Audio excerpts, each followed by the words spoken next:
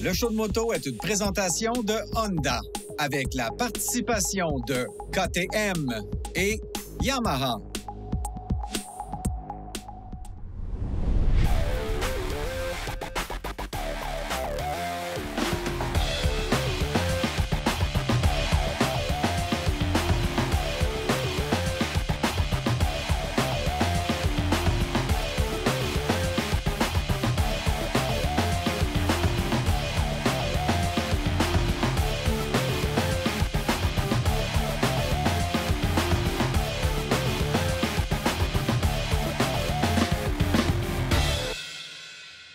Bonjour tout le monde, bienvenue au show de moto. Cette semaine, on fait l'essai de la CF Moto 450 CLC. Cindy Martin vient nous parler de nouveaux produits pour les motocyclistes. Tout ça et plus encore au show de moto.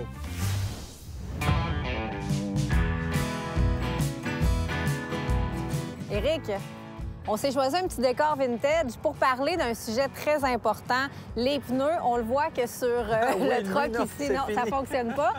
Mais une voiture, on le sait, ça a 4 pneus. Sur une moto, on en a seulement 2. Puis on a pas mal moins de chance si un des deux éclate ou s'il arrive quelque chose avec nos pneus. Ou s'il est juste en mauvaise condition. Oui. Bien, justement, qu'est-ce que tu peux nous conseiller à regarder sur nos pneus? Bien, écoutez, d'abord, comme on le voit, on a des motos de presse. Les pneus sont neufs, il y a encore les petites tétines dessus. Donc ça, c'est merveilleux. Mais on peut beaucoup en apprendre sur le pilote à lire son pneu. On voit des fois des motosports avec l'usure centrale, le pneu est plat, les côtés ne sont pas, donc on voit que c'est quelqu'un qui va vite en ligne droite, mais qui ralentit beaucoup dans les courbes. On voit des pneus de course, des fois, les pneus de course qui sont tous usés sur les bords parce qu'on fait beaucoup de courbes à haute vitesse, ça vient manger le pneu. Et souvent, les gens ne sont pas conscients de l'importance du pneu. Écoutez, il y a à peu près 2 fois ça qui te tient au sol. Donc, comment on fait pour gérer les pneus? Bien, faut être attentif. Souvent, les gens, ils regardent la pression des pneus au début de saison. C'est terminé, on embarque, on part, on va se promener, on revient, on stationne dans le garage, c'est tout. Il faut vérifier la pression des pneus au moins une fois de temps en temps. En général, c'est assez stable. Parce qu'une pression trop basse ou trop haute peut venir jouer sur l'usure de tes pneus. Oui. Si tu as déjà fait une crevaison, tu le sens tout de suite, tu vois que ça dérange beaucoup le comportement de la moto. Encore une fois, ces 2 petites patchs comme ça au sol, il faut gérer ça. Mais même si tu as la bonne pression, même si ton pneu est en bon état, pense comment ton pneu travaille conjointement avec toi, conjointement avec ta fourche aussi. Parce que les fourches viennent compresser, donc ils viennent appuyer sur votre pneu quand vous êtes en virage. Donc, avant le virage, on relâche un peu, on va freiner. Ça vient mettre la fourche en poussée sur le pneu, ça vient écraser ton pneu. Ça agrandit le plus possible ta surface de contact. Et là, tu as ton adhérence maximale. Quand vient le temps de choisir son pneu? Ah bien ça, il y a presque autant de... On n'a qu'à regarder les réseaux sociaux pour voir les discussions sans fin des spécialistes. En général, bien, il faut penser... on peut lire, par contre. C'est vrai qu'il y a des informations qu'on peut aller chercher. Est-ce qu'un pneu va être bruyant? Moi, si ça me dérange, j'ai souvent des motos aventure.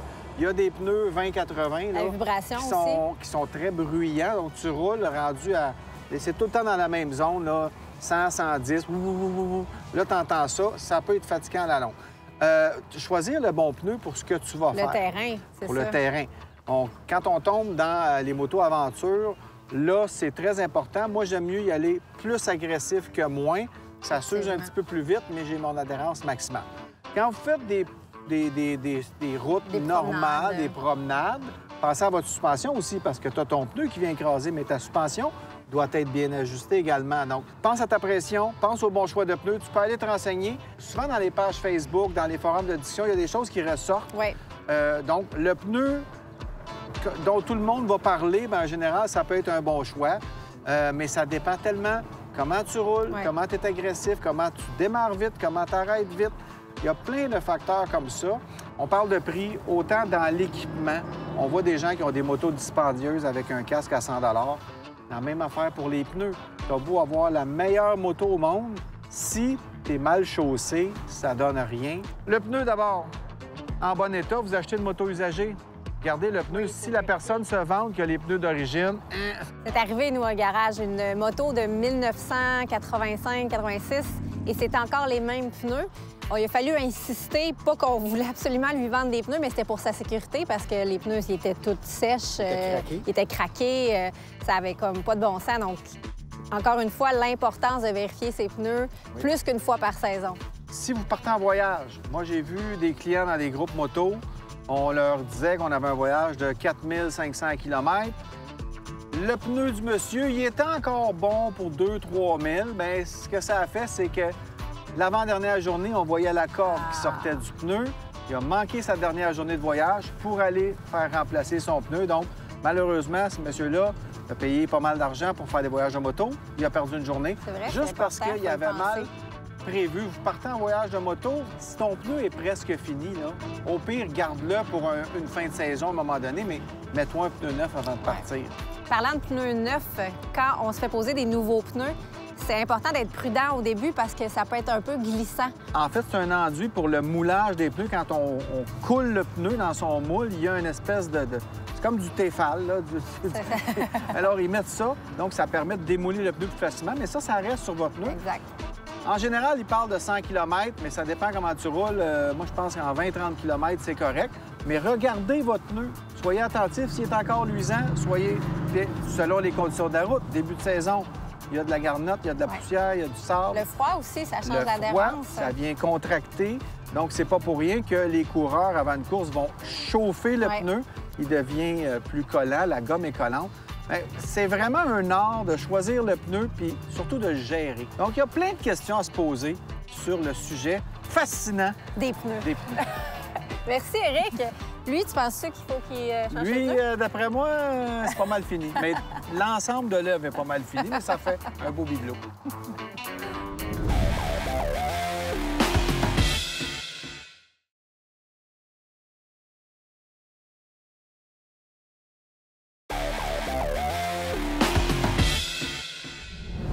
Ce segment d'émission vous est présenté par Plaisir à moto. Bien, c'est une tradition au show de moto. On accueille toujours notre ami Sylvain Bergeron, président de la Fédération motocycliste du Québec. T'es là depuis un bout de temps, Sylvain? Bien, ça fait un bout de temps, oui. Ça fait quoi? Ça fait mon cinquième mandat. Ça va faire mon quatrième mandat fait. Bravo. Et l'année prochaine, on verra. Donc, on va parler de la campagne Plaisir à moto. Vous en avez certainement déjà entendu parler. Ça passe sur les réseaux sociaux. J'ai fait des vox pop. On va parler de ça et surtout parler de pourquoi, en 2025, on doit parler de sobriété au guidon. Bien, on parle beaucoup de conduite responsable. Et la consommation, c'est un issue, on s'entend. Et c'est pas juste la consommation d'alcool. On parle aussi le cannabis, par exemple, parce que maintenant, c'est banalisé, c'est légal. C'est ça. Et puis, on se retrouve des fois, on le sait, là, on suit des automobiles, puis ça sent la cigarette de course. Hein? Avant, on sentait le cigare, la cigarette. Des fois, là, ça sent le cannabis. Oui, et voilà. Et puis là, comme usager routier, on s'entend, on est exposé à ce phénomène-là. Le but, là, c'est de se poser la question, c'est d'amener le motocycliste à se poser une simple question, mais avant de consommer. C'est-à-dire, est-ce que je vais consommer puis ensuite je vais rouler ou après avoir consommé, on va se dire, bien, je suis en état de rouler? Oui. Fait que si on amène la personne à se poser la question avant, tu sais, cette simple question, bon, bien, je vais prendre une bière avant, puis je vais être correct pour rouler, mais si tu te la poses la question, bien déjà, tu sais, on fait de la sensibilisation, c'est juste ça. Mais c'est vrai, Sylvain, parce que qu'on consomme de la boisson, du cannabis, ça a un effet sur le pilote. La question, c'est est-ce qu'on est capable de vivre avec ces conséquences-là? Est-ce qu'on a besoin? Est-ce qu'il faut absolument? Puis il y a aussi la pression sociale. Il y a la pression sociale. C'est, le matin, par exemple, il y en a des groupes qui vont se dire, hey, on part le matin, on fait un dry ride. On ne consomme pas au dîner. On ira dans une microbrasserie, on achètera des bières, puis au retour, bien, on y goûtera. Et là, tu arrives là-bas, puis là, bien, le pichet va sortir sa table. Et là, bien, on devient... Il y a un petit malaise. Parce que, dépendamment comment vous roulez, c'est sûr, si on roule mollo, que tout va bien, c'est le fun. Mais il y a des beaux endroits, comme dans ce coin-ci, par exemple, les routes sont sinueuses, ça prend toutes nos billes. Ça peut nous surprendre. Tu consommes de l'alcool, il y a des normes, hein? On dit 0,08, l'ivresse au mètre. Donc, on est capable de se jauger. Mais le cannabis, il n'y en a pas de normes. C'est difficile à évaluer. On va en parler justement dans la campagne, les moyens d'évaluer l'effet du cannabis sur notre comportement. Mais si une chose est certaine, c'est que ce soit l'alcool ou le cannabis, quand vient le temps de réagir, est-ce qu'on a toutes nos billes pour bien réagir? Moi, j'aime pas ça. Moi, perso, je bois jamais quand je conduis une moto. J'ai rien contre ceux qui le font tant que ça paraît pas dans la conduite. Ça paraît pas, mais en même temps, on va rouler inspiré, je vais dire. Et en arrière de toi, bien, tu as ton ami un tel qui, lui, a consommé son cannabis. Des fois, bien, il est trop près ou il n'est pas à la bonne place. Tu le vois dans tes miroirs. Ça devient un peu n'importe quoi. Alors là, on prend une pause, puis là, on se réaligne. On se pose la question, nous, comme motocyclistes, ah bien, est-ce que je continue?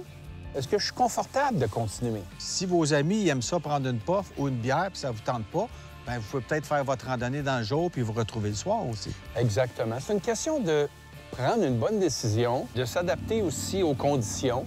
Puis si tu es fatigué, que tu as pris de l'alcool et puis qu'il arrive des incidents, on le sait, l'alcool, ça abaisse l'inhibition, donc ça nous fait réagir peut-être plus promptement. Oui. Donc, on va peut-être avoir une rage au volant plus facile et puis ça va nous mettre peut-être dans l'embarras. Non, on perd une fraction de seconde. Oh oui. Ça, c'est clair. Une bière, 2 bières, on perd de plus en plus de fractions de seconde. Puis à un moment donné, ça fait que une fraction de seconde, ça peut être 15 pieds de plus au freinage. Donc ça peut être important aussi.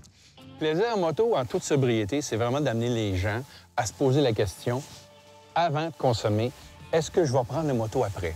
Donc, si la réponse est oui, bien là, faites un choix éclairé. C'est comme ça que je vois ça. Bon.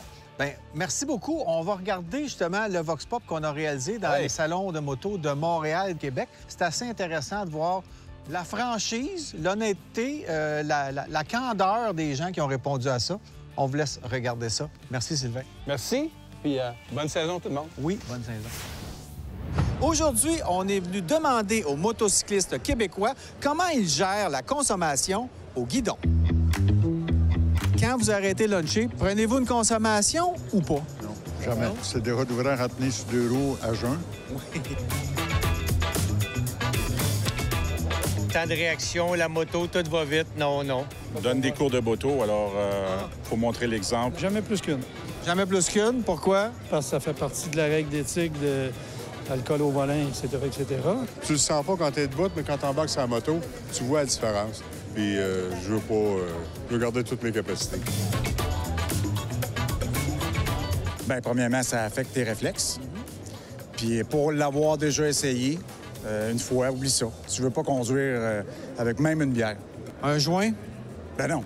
Un petit joint, non? Non, même pas, même pas. Les aptitudes sont plus là. Ça semble ridicule. J'ai besoin de tous mes sens. C'est déjà assez épuisant de rouler en moto.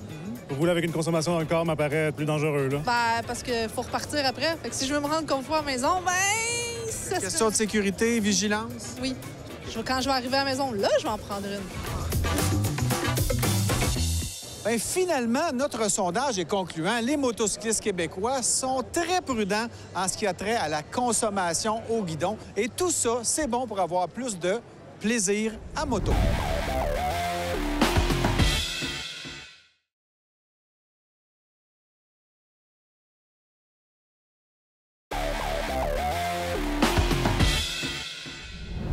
Ce segment d'émission vous est présenté par Motomoto. Si vous suivez le show de moto depuis quelques années, vous avez remarqué qu'on a un nouveau studio bien équipé. Et ça, c'est en partie grâce à Richard Lemieux, qui vient nous parler de tables de moto, parce qu'on ne peut pas avoir un garage sans faire un petit peu de mécanique. Je suis loin d'être un expert en mécanique, mais Richard, lui, distribue des tables de moto. Pourquoi une table de moto d'abord dans un garage, même si on ne fait pas tant de mécanique que ça? Il y en a beaucoup que c'est pour l'entretien, laver la moto. Oui. Ils sont tannés de se pencher. Hein, on va se le dire, la clientèle moto vieillit. Oui. Donc, des choses comme ça. La montrer, ça montrer, paraît bien dans le garage. Ça fait un display magnifique. Quand tu m'as parlé de ça, j'ai dit oui, ça va fitter 100 %. Mais effectivement, il y a différents modèles. Il y en a pour tous les budgets parce que ça monte vite quand même. C'est des gros produits. Il y a quand même pas mal de technologie dans une table de moto électrique comme ça, mais il y en a pour tous les budgets, par contre. Oui. On n'est pas obligé d'avoir la table à 3 000 Non. Il faut établir tes besoins. Puis tu peux avoir une table assez facilement à partir de 600-700 une bonne table, une belle largeur. Et donc, c'est bon aussi pour les gens qui ont des quads et des spiders aussi? Spider, le modèle que tu as là. C'est convertissable pour une Spider. Donc, si on a un Spider, on veut faire de l'accessorisation, on veut travailler dessus, on veut changer l'huile. Ne serait-ce que pour changer l'huile, c'est pratique, on se casse pas le dos. Et ça prenait, moi, le modèle électrique parce que j'aime ça, les gadgets, les vrais. Puis un gadget comme ça, quand même, on monte entre 2 000 et 3 000 $, mais ça vaut la peine aussi parce que ça te facilite la vie pendant des années aussi. Oui, puis le coût va être amorti par la mécanique. Si tu fais de la mécanique, bien, ça va être amorti avec ce que tu veux. C'est des bons points pour les conjointes qui disent « ça n'a pas d'allure, investir dans une table de moto ». Mais c'est vrai que c'est un bon point. Ta clientèle, en général, c'est qui? C'est des gens qui aiment ça, travailler sur leur moto, leur 4 roues, leur motocross? Ou c'est des gens qui ont des studios de télé qui veulent avoir une belle table qui flash? Bien, c'est pas ma meilleure clientèle, celle-là, mais... Je te dirais, j'ai des gens que c'est personnel, qui ont des motoneiges, des quads. Motoneiges également, oui. J'ai des garages de mécanique moto, j'ai des garages de mécanique petit moteur. J'ai eu un entrepreneur de pompes funèbres, Hydro-Québec. Tu sais quoi? Ça peut être pratique aussi si tu fais des réunions, des parties de garage, des choses comme ça. Ça fait une table carrément. Ça peut servir à toutes sortes de fins. Oui, bien, pour un bricoleur, c'est l'outil idéal. Tu peux faire n'importe quoi. C'est ajustable en hauteur. Tu peux mettre quelque chose de pesant dessus. La table descend complètement par terre. Tu en mets quelque chose de pesant, tu le lèves à ta hauteur. Oui. Pour bricoler, c'est très, très pratique même. Je te dirais que moi, chez moi, il faut...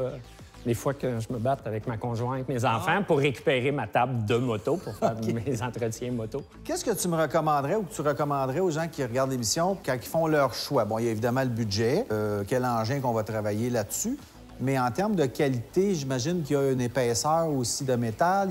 Qu'est-ce qu'il faut regarder quand on veut choisir n'importe quelle table de moto? Bien, la capacité de poids en partant.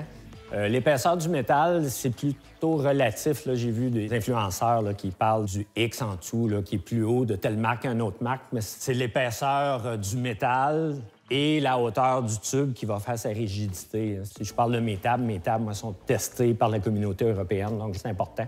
On met quand même des objets de haute valeur là-dessus. Oui. On veut pas que ça se ramasse par terre ou qu'il arrive un accident. Est-ce qu'il y a des sécurités aussi pour pas que ça retombe si le piston lâche? Est-ce qu'elles ont toutes des sécurités? Oui. Bien, moi, ceux que je vends ont tous des sécurités parce que ce soit un cylindre pneumatique ou hydraulique, quand on laisse la table au repos, il va toujours redescendre. Donc, il y a des barreux pour maintenir la table à sa hauteur parce qu'on ne veut pas que ça redescende pendant la nuit quand on n'est pas là. C'est la capacité de poids qui est très importante. Quand tu parles d'une capacité de 1000 livres maximale, bien, si tu prends une grosse moto de touriste, t'es pas loin de 1000 livres quand tu achètes la moto à sec. Tu ajoutes les liquides, tes vêtements, tes outils. La moto dépasse le 1000 livres, puis là, tu vas ta table travailler tout le temps au maximum, mais c'est là que ça devient dangereux. Oui. Avec la pilote par-dessus, souvent, ça dépasse aussi. Mais ça c'est un autre combat. Ça nous arrive tous avec l'âge. Oui. Est-ce que ça vient avec une petite boîte à côté, avec un talent de mécano et la patience nécessaire pour faire de la mécanique, ou ça, c'est... non, malheureusement. Je t'en prendrais 2 caisses. Ça serait vraiment pratique.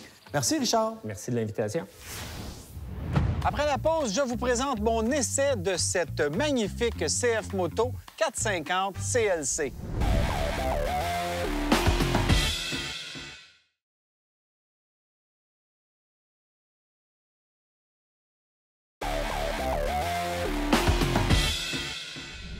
Ce segment d'émission vous est présenté par Béton Surface. Transformez votre garage, libérez votre esprit.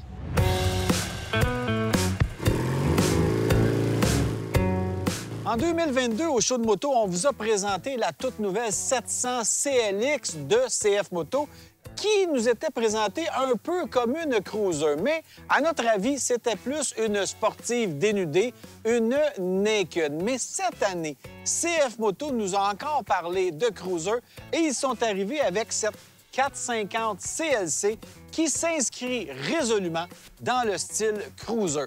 Voici notre essai de la semaine. Cette 450 CLC adopte une allure de cruiser classique. Parmi les détails intéressants, on trouve un support de garde-boue original, des rétroviseurs d'embout de guidon et des valises latérales souples.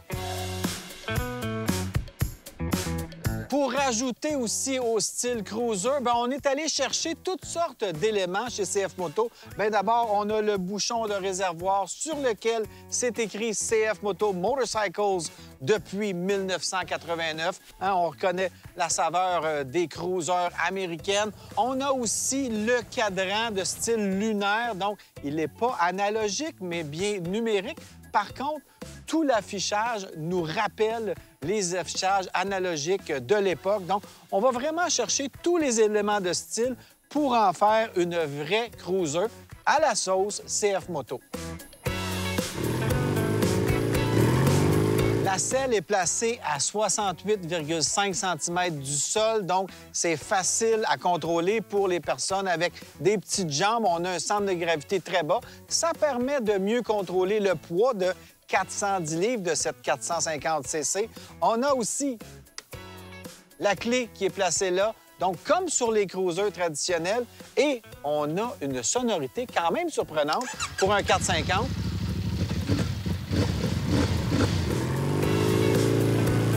Je peux quand même m'amuser à pousser la petite CLC. Hey, c'est un 500 cc, hein? Alors ça fait pas peur à personne qui est habitué de faire de la moto. C'est juste amusant. On a des beaux gros pneus en avant, des suspensions qui font quand même un bon travail. Ma selle est confortable, j'ai un bon poste de pilotage. Donc c'est une moto parfaite pour quelqu'un qui débute en moto, quelqu'un qui veut un véhicule pas trop cher. C'est parfait. Elle est vraiment bien équipée pour moins de 9 000 $. Franchement, c'est une offre intéressante de CF Moto. Ça devient une spécialité chez eux. Vraiment des produits honnêtes, avec un prix honnête, une belle garantie. C'est quelque chose à considérer si on cherche une moto dans cette gamme de prix et dans ce type de cylindrée. Le freinage est assuré par des composantes G-Joan avec un étrier à 4 pistons et un disque simple de 320 mm à l'avant et un étrier à 1 piston et un disque de 240 mm à l'arrière. Côté suspension, cette 450 CLC est équipée d'une fourche inversée de 37 mm et d'un monoamortisseur central. L'ABS et le contrôle de traction sont de série. Pour des raisons de sécurité, cette 450 est équipée d'un ABS à 2 canaux et d'un contrôle de traction. Bon, c'est sûr qu'une petite cruiser, c'est pas une grande nouveauté dans le monde de la moto, mais une petite 500, c'est quand même un ajout important en ce sens qu'il n'y en a pas beaucoup dans cette catégorie de cylindrées-là. Des cruisers, il n'y en a pas beaucoup. Il y a quoi? La Kawasaki Eliminator, la Honda Rebel, qui sont également en bas de 9 000 $ et qui offrent quand même des bons avantages. Mais par contre, la CLC, elle a pour elle un beau cadran analogique, couleur. On a un moteur qui sonne bien, hein, qui donne le goût de rouler. C'est une moto qui attire l'œil, peut-être un petit peu plus belle que ses concurrentes à mon goût. Ce qui lui manque peut-être, c'est la renommée de fiabilité qu'ont ses compétitrices, mais ça, c'est seulement une question de temps. Alors voilà, c'est la CF Moto 450 CLC 2025.